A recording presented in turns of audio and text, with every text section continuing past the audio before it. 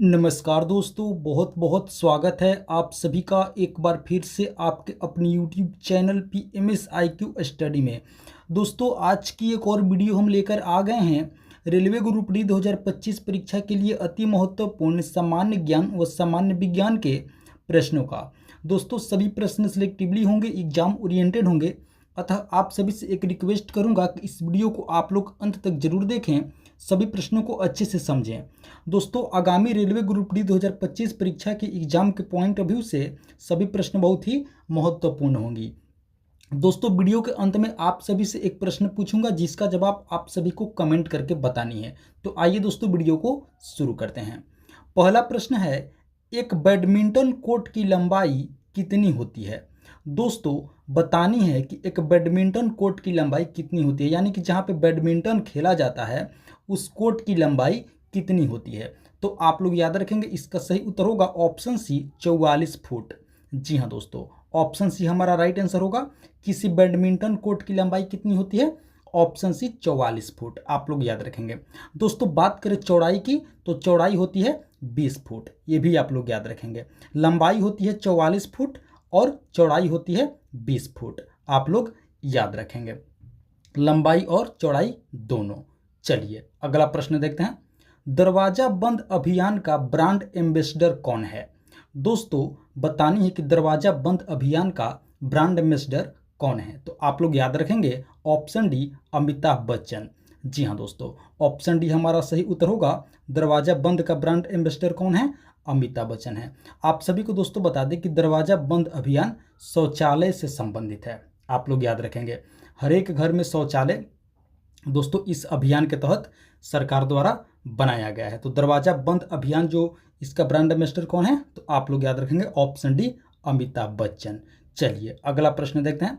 Galvanometer के द्वारा पता लगाया जाता है।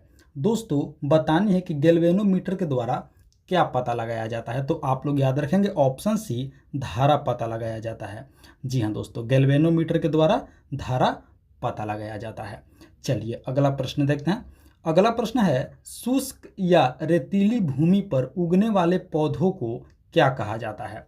दोस्तों, बतानी है कि जो शुष्क या रेतीली भूमि पर आप देखे होंगे रेगिस्तान में कि शुष्क या रेगिस्तान में भूमि पर पौधा लगता है, पौधा उग जाता है। बताने दोस्तों कि शुष्क या रेतीली भूमि पर जो पौधे उगते हैं उस पौधे को क्या कहा जाता है? तो उसे जेरोफाइट कहा जाता है। आप लोग याद रखेंगे ऑप्शन ए हमारा राइट आंसर होगा।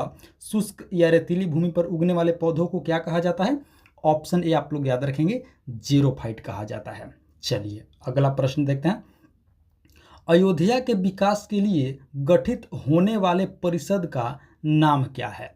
दोस्तों, बतानी है कि अयोध्या के विकास के लिए जो एक परिषद को गठित किया गया है उस परिषद का क्या नाम है? तो आप लोग याद रखेंगे, इसका सही उत्तर होगा दोस्तों ऑप्शन सी, अयोध्या तीर्थ विकास परिषद। जी हाँ दोस्तों, अयोध्या के विकास के लिए इस परिषद को क्या किया गया है? गठित किया गया है। क्या नाम है? तो ऑप्शन सी, अयोध्या तीर्थ विकास परिषद। चलिए अगला प्रश्न देखते हैं। अगला प्रश्न है, ट्राई से क्या अभिप्राय है? साथियों, दोस्तों बतानी है कि ट्राई से क्या अभिप्राय है, यानी कि ट्राई का फुल फॉर्म क्या होता है, ट्राई का पूर्ण रूप क्या होता है? तो आप लोग याद रखेंगे, इसका सही उत्तर होगा option B, telecom regulatory authority of India. जी हाँ दोस्तों, ट्राई का पूरा नाम क्या होगा? Telecom regulatory authority of India. आप सभी को दोस्तों बता दें कि यह भारत की एक संस्था है जो दोस्तों जितनी भी मोबाइल कंपनियां हैं, टेलीकॉम सेक्टर हैं, उसको कंट्रोल करती है। आप लोग याद रखेंगे, इसका यही काम है। पूरा नाम क्या होगा? Telecom regulatory authority of India, यानी कि TRAI. Option B right answer होगा, सही उत्तर होगा। चलिए अगला प्रश्न, मोतियाबिंद के इलाज के लिए किस दवा का प्रयोग किया जाता है? दोस्तों, मोतियाबिंद के इलाज के लिए बतानी है कि किस दवा का प्रयोग किया जाता है। तो इसका सही उत्तर होगा ऑप्शन सी, लेटनोप्रोस्ट नामक दवा का प्रयोग किया जाता है। किसके लिए? मोतियाबिंद के इलाज के लिए। आप सभी को दोस्तों बता दें कि मोतियाबिंद आँख को प्रभावित करता है। किसको प्रभावित करता है? आँख को। इसके इलाज के लिए किस दवा का प्रयोग किया जाता है? तो लेटनोप्रोस्ट नामक दवा का प्रयोग किया जाता है। ऑप्शन सी हमारा राइट आंसर होगा, लेटनोप्रोस्ट। चलिए अगला प्रश्न देखते हैं। अगला प्रश्न है, मानव गुर्दे में बना पथरी मुख्यतः बना होता है। दोस्तों गुर्दे मतलब किडनी। बतानी है कि मानव किडनी में, मानव गुर्दे में जो पथरी बनता है वो मुख्यतः किसका बना होता है। तो आप लोग याद रखेंगे दोस्तों, इसका सही उत्तर होगा ये कैल्शियम ऑक्सेलेट होता है। क्या होता है? Calcium oxalate. मानव गुर्दे में दोस्तों इसी का पथरी बनता है, आप लोग याद रखेंगे। ऑप्शन ए हमारा राइट आंसर होगा, कैल्शियम ऑक्सेलेट। आप सभी को दोस्तों बता दें कि पथरी जो है कम पानी पीने से होता है। क्या होता है? कम पानी पीने से पेट में पथरी होता है। किसका मुख्यतः बना होता है? तो कैल्शियम ऑक्सेलेट का। ऑप्शन ए राइट आंसर होगा, सही उत्तर होगा। चलिए अगला प्रश्न, किस राज्य का सचिवालय भवन राइटर्स बिल्डिंग के नाम से जाना जाता है? दोस्तों बतानी है कि किस राज्य का जो सचिवालय भवन है वो राइटर्स बिल्डिंग के नाम से जाना जाता है। तो आप लोग याद रखेंगे ऑप्शन सी, पश्चिम बंगाल के। जी हाँ दोस्तों, पश्चिम बंगाल के सचिवालय को राइटर्स बिल्डिंग के नाम से जाना जाता है। ऑप्शन सी आप लोग याद रखेंगे, पश्चिम बंगाल। चलिए अगला प्रश्न देखते हैं। स्टीपल शब्द किस खेल से संबंधित है? दोस्तों बतानी है कि स्टीपल शब्द किस खेल से संबंधित है। तो आप लोग याद रखेंगे ऑप्शन बी, हॉर्स रेसिंग। जी हाँ दोस्तों, स्टीपल शब्द खेल का संबंध किससे है? तो ऑप्शन बी, हॉर्स रेसिंग से। चलिए अगला प्रश्न देखते हैं। अंतर्राष्ट्रीय क्रिकेट में 20 वर्ष पूरे करने वाली पहली भारतीय महिला खिलाड़ी कौन बनी है? दोस्तों बतानी है कि इंटरनेशनल क्रिकेट में अपना 20 वर्ष पूरा करने वाली भारत की पहली महिला खिलाड़ी कौन है? तो आप लोग दोस्तों इसका आप लोग याद रखेंगे, सही उत्तर होगा ऑप्शन बी, मिताली राज। जी हाँ दोस्तों, भारतीय महिला पहली क्रिकेटर हैं जो दोस्तों अंतर्राष्ट्रीय क्रिकेट में अपना 20 वर्ष इन्होंने पूरे कर लिए हैं। आप लोग याद रखेंगे ऑप्शन बी, मिताली राज। चलिए अगला प्रश्न देखते हैं। अगला प्रश्न है, हरारे किस देश की राजधानी है? दोस्तों बतानी है कि हरारे किस देश की राजधानी है। तो आप लोग याद रखेंगे ऑप्शन डी, जिम्बाब्वे की राजधानी है।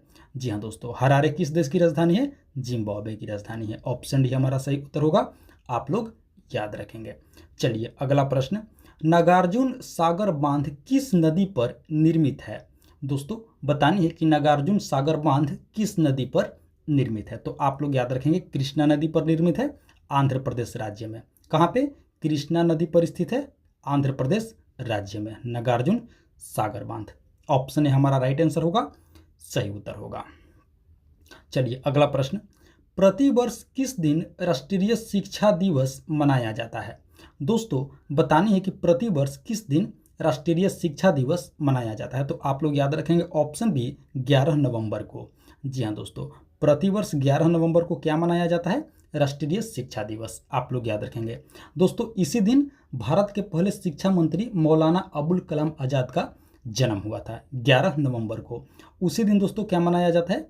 राष्ट्रीय शिक्षा दिवस। ऑप्शन बी, 11 नवंबर को। चलिए अगला प्रश्न देखते हैं। दोस्तों अभी तक आप लोगों ने वीडियो को एक लाइक नहीं किए हैं तो वीडियो को एक लाइक कर दीजिए। साथ ही साथ PMS IQ study YouTube channel पर आप पहली बार विजिट किए हैं तो दोस्तों चैनल को भी जरूर सब्सक्राइब कर लेंगे, अपने दोस्तों में भी शेयर कर देंगे। चलिए अगला प्रश्न देखते हैं। टरबाइन द्वारा बहते हवा और पानी का प्रयोग, यहाँ पे दोस्तों ब्लैंक से यानी कि खाली जगह है, परिवर्तन के लिए किया जाता है। बताने दोस्तों कि आप सभी देखे होंगे टरबाइन जो क्या करता है, बहते हवा और पानी का प्रयोग इसमें होता है टरबाइन में। तो बतानी है कि क्या परिवर्तन के लिए किया जाता है। तो आप लोग याद रखेंगे दोस्तों ऑप्शन सी, गतिज ऊर्जा को विद्युत ऊर्जा में परिवर्तन करने के लिए किया जाता है टरबाइन का प्रयोग। ऑप्शन सी हमारा सही उत्तर होगा, टरबाइन द्वारा बहते हवा और पानी का प्रयोग गतिज ऊर्जा को विद्युत ऊर्जा में परिवर्तन करने के लिए किया जाता है। यानी कि यहाँ पे खाली जगह में हमारा सही उत्तर होगा ऑप्शन सी, गतिज ऊर्जा को विद्युत ऊर्जा में परिवर्तन के लिए किया जाता है, टरबाइन द्वारा बहते हवा और पानी का प्रयोग। ऑप्शन सी सही उत्तर होगा। चलिए अगला प्रश्न देखते हैं। अगला प्रश्न है, रेडियो ट्रांसमिशन में FM से क्या अभिप्राय है? दोस्तों बतानी है कि रेडियो ट्रांसमिशन में FM से क्या अभिप्राय है, FM का क्या मतलब होता है। तो आप लोग याद रखेंगे ऑप्शन बी, फ्रीक्वेंसी मॉड्यूलेशन। जी हाँ दोस्तों, FM का मतलब क्या होगा? FM frequency modulation. Option B right answer होगा, सही उत्तर होगा दोस्तों। चलिए अगला प्रश्न देखते हैं। फेडरेशन कप किस खेल से संबंधित है? दोस्तों बतानी है कि फेडरेशन कप का संबंध किस खेल से है। तो आप लोग याद रखेंगे ऑप्शन ए फुटबॉल से है। किस खेल से है? फुटबॉल से है। फेडरेशन कप फुटबॉल खेल से संबंधित है। चलिए अगला प्रश्न देखते हैं। आईएनएस खंडेरी को हाल ही में भारतीय नौसेना में शामिल किया गया है। यह है, बतानी है दोस्तों कि आईएनएस खंडेरी जिसको हाल ही में भारतीय नौसेना यानी कि इंडियन नेवी में क्या किया गया है? शामिल किया गया है। बतानी है कि आईएनएस खंडेरी क्या है। तो आप सभी दोस्तों याद रखेंगे आईएनएस खंडेरी एक पनडुब्बी है। क्या है? एक सबमरीन है, पनडुब्बी है। ऑप्शन ए हमारा राइट आंसर होगा। आईएनएस खंडेरी क्या है? एक पनडुब्बी है जिसे हाल ही में भारतीय नौसेना में क्या किया गया है? शामिल किया गया है। ऑप्शन ए राइट आंसर होगा, सही उत्तर होगा। चलिए अगला प्रश्न देखते हैं। अगला प्रश्न है, पौधों के उस ऊतक का नाम क्या है जो जड़ों से पौधों के अन्य हिस्सों में पानी और अन्य खनिज पहुंचाता है? दोस्तों बतानी है कि पौधों के उस ऊतक का नाम जो जड़ों से पौधों के अन्य हिस्सों में क्या करता है? पानी और अन्य खनिजों को पहुंचाता है। तो इसका सही उत्तर होगा ऑप्शन डी, जाइलम। जी हाँ दोस्तों, ऑप्शन डी आप लोग याद रखेंगे। जाइलम ऊतक क्या करता है? जड़ों से पौधों के अन्य हिस्सों में पानी और अन्य खनिज पहुंचाता है। आप लोग याद रखेंगे ऑप्शन डी, जाइलम। चलिए अगला प्रश्न देखते हैं। अगला प्रश्न है, मानव शरीर के किस अंग में लसिका कोशिकाओं का निर्माण होता है?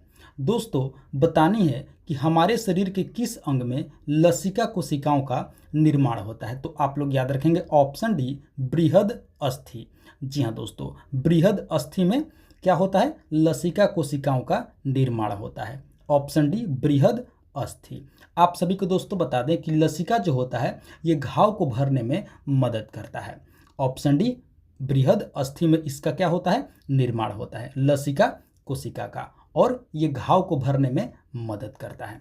आप लोग याद रखेंगे। चलिए अगला प्रश्न, थायरोक्सिन हार्मोन स्रावित होता है। दोस्तों बतानी है कि थायरोक्सिन हार्मोन कहाँ से स्रावित होता है। तो आप लोग याद रखेंगे ऑप्शन बी, अवटु ग्रंथि से। जी हाँ दोस्तों, थायरोक्सिन हार्मोन जो है अवटु ग्रंथि से स्रावित होता है। ऑप्शन बी आप लोग याद रखेंगे, सही उत्तर होगा। चलिए अगला प्रश्न, प्राकृतिक रबर एक पौधा है जिसका रासायनिक नाम है। दोस्तों बताने है कि प्राकृतिक रबर के पौधे का रासायनिक नाम क्या है। तो आप लोग याद रखेंगे ऑप्शन सी, पौधों का रस यानी कि लैटेक्स। इसी से क्या प्राप्त किया जाता है? प्राकृतिक रबर। ऑप्शन सी हमारा राइट आंसर होगा, सही उत्तर होगा। चलिए अगला प्रश्न देखते हैं। अगला प्रश्न है, कच्चे फलों को कृत्रिम रूप से पकाने के लिए प्रयुक्त गैस है। दोस्तों बतानी है कि कच्चे फलों को कृत्रिम रूप से पकाने के लिए किस गैस का प्रयोग किया जाता है। तो आप लोग याद रखेंगे ऑप्शन बी, एसिटिलीन गैस का। जी हाँ दोस्तों, इसी गैस का प्रयोग करके क्या किया जाता है? कच्चे फलों को कृत्रिम रूप से पकाया जाता है। ऑप्शन बी आप लोग याद रखेंगे, एसिटिलीन गैस। अब दोस्तों बारी है उस प्रश्न की जिसका जवाब आप लोगों को कमेंट करके बतानी है। तो आप लोग दोस्तों कमेंट करके बताइए कि निम्नलिखित में से कौन सा एक पारा का अयस्क है। इसका जवाब आप लोग हमें कमेंट करके जरूर बताएंगे। 4 ऑप्शन है, जो सही है उसका जवाब आप लोग कमेंट करके जरूर बताएंगे। निम्नलिखित में से कौन सा एक पारा का अयस्क है। तो दोस्तों ये थी हमारी आज की रेलवे ग्रुप डी 2025 परीक्षा के लिए मोस्ट इम्पॉर्टेंट जीके जीएस यानी कि सामान्य ज्ञान व सामान्य विज्ञान के प्रश्नावली वीडियो। आशा करते हैं वीडियो को आप लोग अंत तक जरूर देखे होंगे, सभी प्रश्नों को अच्छे से समझे होंगे और याद भी कर लिए होंगे दोस्तों। तो आप सभी से एक बार फिर से रिक्वेस्ट करूंगा कि वीडियो को अभी तक एक लाइक नहीं किए हैं तो वीडियो को एक लाइक कर दीजिए। साथ ही साथ PMS IQ study YouTube channel पर आप पहली बार विजिट किए हैं तो दोस्तों चैनल को भी जरूर सब्सक्राइब कर लेंगे और इसका जवाब आप लोग हमें कमेंट करके जरूर बताएंगे। निम्नलिखित में से कौन सा एक पारा का अयस्क है। तो दोस्तों मिलते हैं एक और मोस्ट इंपॉर्टेंट वीडियो लेकर के, तब तक के लिए आप सभी का बहुत बहुत धन्यवाद। जय हिंद दोस्तों।